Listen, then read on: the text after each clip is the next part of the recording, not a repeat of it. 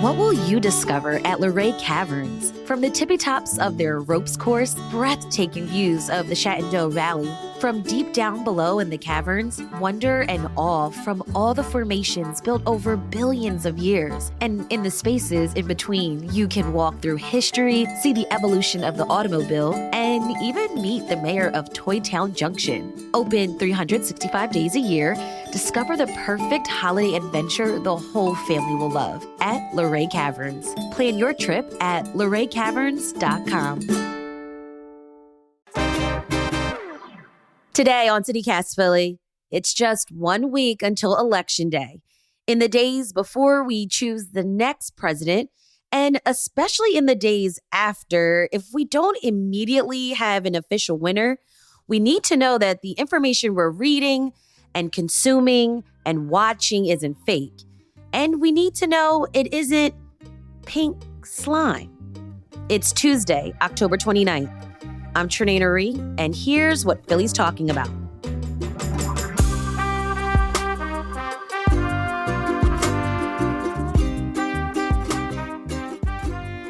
Andrea Wenzel, author and associate professor at Temple University's Klein College of Media and Communication. Welcome to CityCast Philly. Thank you so much. It's great to be here. Now, for full disclosure, I am a graduate of the School of Media and Communication at Temple, so woo to you. Yay. But Andrea, our conversation today is really going to be centered around media literacy and how we as consumers of news can make sure we're getting reliable information. I want to ask you first, can you think of any local examples of fake news or misinformation that we might all have seen? One of the issues is just that there's just so much information, and we're often seeing it in so many different spaces that you're not always necessarily paying a lot of attention of where it's coming from. And so the problem is, if given how much is coming at us and how we're often so busy, if you only are getting it through the headlines you're noticing or chatter and conversation that you're noticing, there's a chance that it might be coming from somewhere that is not what most people would consider to be sort of credible local news and information. Right. In terms of like specific names of publications, I don't have like a comprehensive list of like, watch out for this one or that one. But there's, a number of sites that people now often refer to as pink slime sites, where the main purpose of them is not necessarily to provide you with local news as much as it is to kind of circulate political campaigning kind of information. So that's one thing to be mindful of. Andrea, what is pink slime journalism? Pink slime journalism is generally used to refer to sites that are looking like local news, set up to look like a hyper-local outlet, but are actually being run in a non-transparent way by partisan actors. And most of the content is automated, coming from AI, but there's often some partisan stories that get circulated as well as that sort of automated content. And how do you know you're looking at a pink slime site? I think one of the biggest ways to tell that you're looking at a pink slime site is, the simple act of just going and looking at the about pages, and there might not be an about page. And so you might want to then Google the name of the site, and some of the big pink slime networks like Metric Media Network. If you can't figure out who the people are who are writing it, if there's no bylines and there's no about page, no information about who owns it, who funds it, then that's something that might trigger a red flag. Okay, so pink slime, like what? Where did that term come from? The term pink slime was originally used to refer to the kind of scraps of meat, the kind of extra parts of the meat that get chopped up and put into like hamburgers as like filler to kind of make up the hamburger. And so that's gross. It's pretty gross. And so that sort of filler idea was used to describe the meat version of pink slime.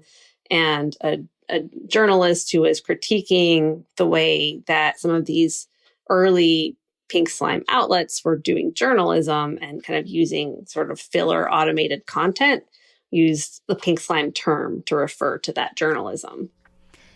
Now, you mentioned that some of these pink slime websites are local sites.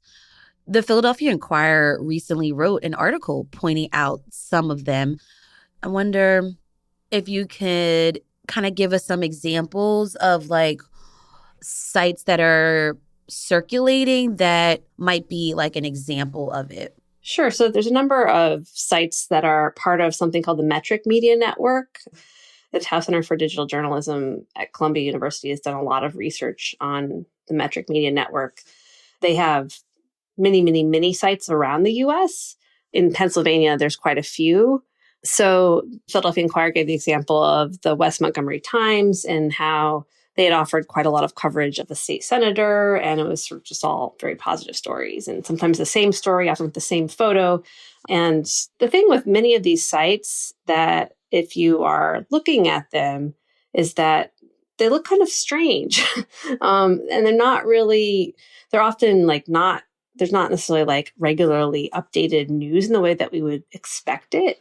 Some of the stories are kind of the same or visually the same or use even some of the same language. And so it's more about how these are sort of places to circulate things elsewhere. So they might not be getting a lot of people going and checking their site, but people might be, posting, someone might pick it up. And share it on like social media. Yeah. Got you. I mean, I'm going to play kind of devil's advocate here a little bit, but I mean, what's wrong with having a site that does that? I don't know that there's anything wrong with having partisan journalism. I think that that's a different thing. I think the difference between pink slime journalism and partisan journalism is the issue of transparency. So, and even amongst partisan journalism, there's some that is transparent and some that is not. But I think that there's not necessarily anything inherently wrong with having partisan journalism that is transparent about what it is and where it's coming from. But there's a difference between that and, as these pink slime outlets, they put out statements saying we are offering objective local news or whatever it might say, they are not being transparent about who they are or why they're doing what they're doing. So that's a key difference to me. Often it's difficult to even find out who's publishing these stories. So that's the difference between, explaining who you are and where you're coming from and doing this in a way that's like completely opaque. Interesting stuff. More on this issue after the break. This is CityCast Philly.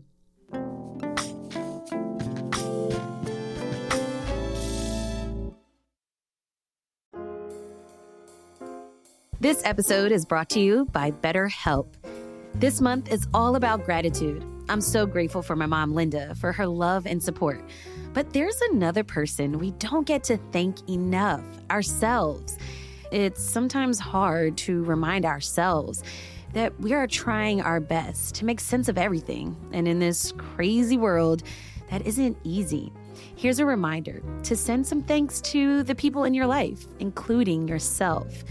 If you're thinking of starting therapy, give BetterHelp a try. It empowers you to be the best version of yourself. Let the gratitude flow with BetterHelp. Visit BetterHelp.com/CityCast today to get 10% off your first month. That's BetterHelp, HELP.com/CityCast.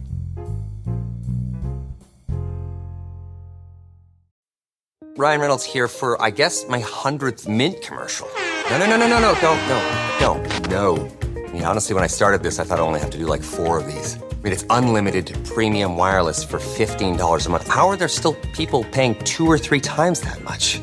I'm sorry, I shouldn't be victim blaming here. Give it a try at mintmobile.com/save. Whenever you're ready. $45 upfront payment equivalent to $15 per month. New customers on first 3-month plan only. Taxes and fees extra. Speed slower above 40 gigabytes. See details. Andrea, I want to talk a little bit more about pink slime journalism sites.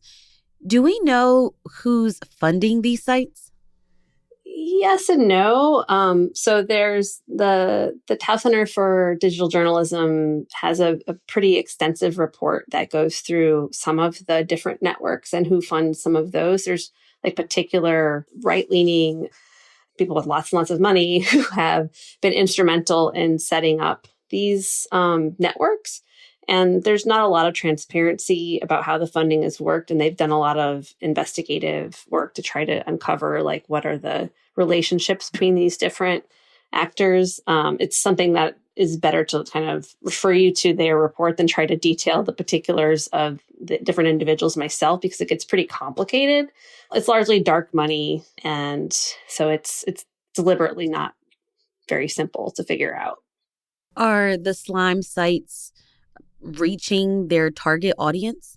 I don't think we really know, because it's not obvious that they're having a big impact.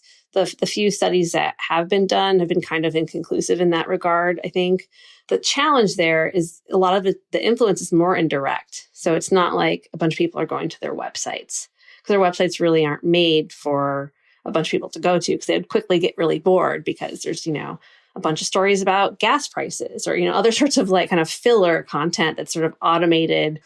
They're not really designed to be a place where you get to know about your community and build a relationship with it. They're more designed as, here's a space that we're going to put the stuff, and then it's going to get picked up and circulated within like the conservative news ecosystem. There's been examples and case studies, and the Towson report documents different case studies in different places where a story would go out on a Pink Slime site, get picked up by, someone to lead to someone else, to lead to Fox News or, whatever it might be. And then it's, suddenly like a small issue in a school system becomes like the center of a culture war conversation, and often in a really distorted way. And so it's sort of been used to, stoke culture war battles, to put spotlights on particular candidates at key moments in local elections. The other kind of impact question is sort of, some of my colleagues often point back to the Steve Bannon quote, where you just kind of flood the zone with misinformation or insert your own expletive. And I think the idea of just sort of using these sorts of sites as a way of undermining the trustworthiness of local news and information is part of the goal of these efforts. And Steve Bannon was a former White House chief strategist, and he ran the Breitbart News website.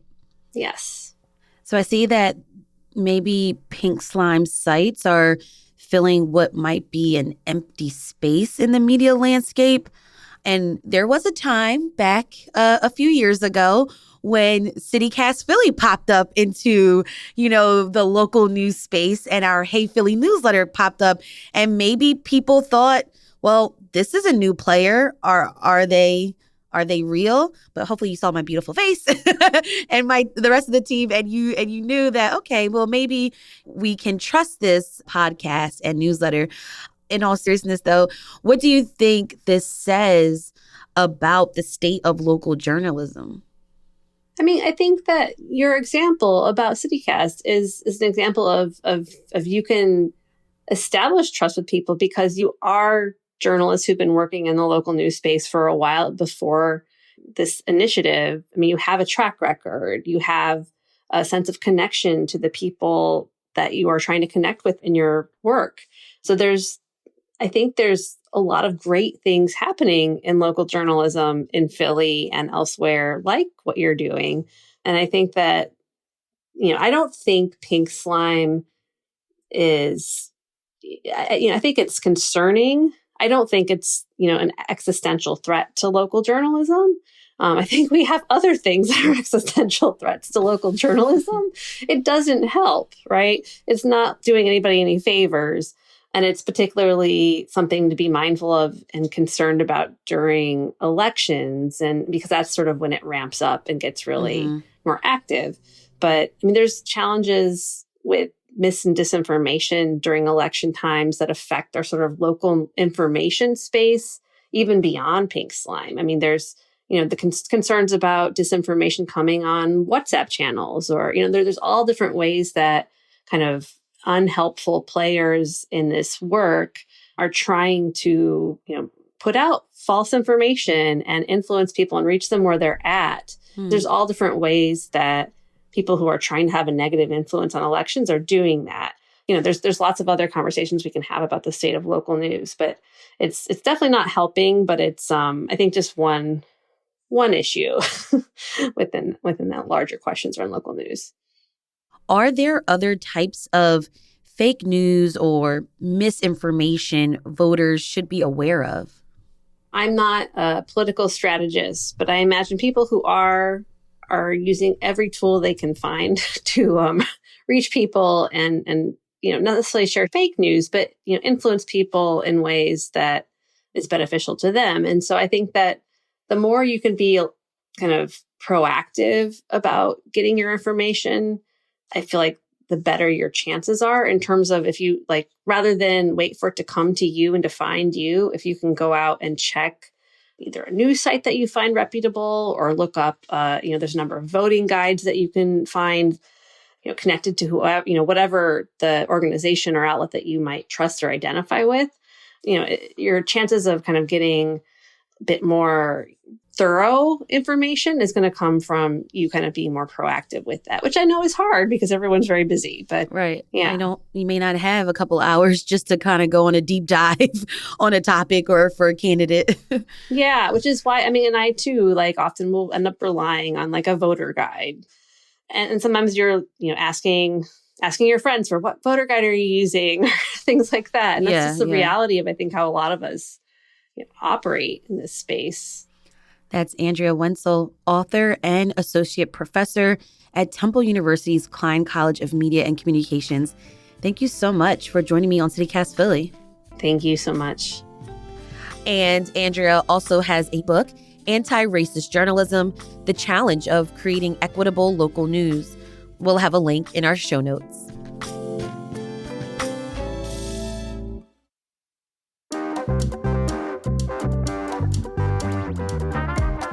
That's all for today here on CityCast Philly.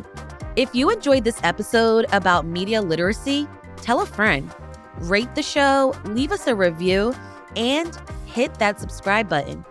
Be sure to sign up for our morning newsletter, Hey Philly, to learn more about what else Philly's talking about. We'll be back tomorrow morning with more news from around the city. Bye.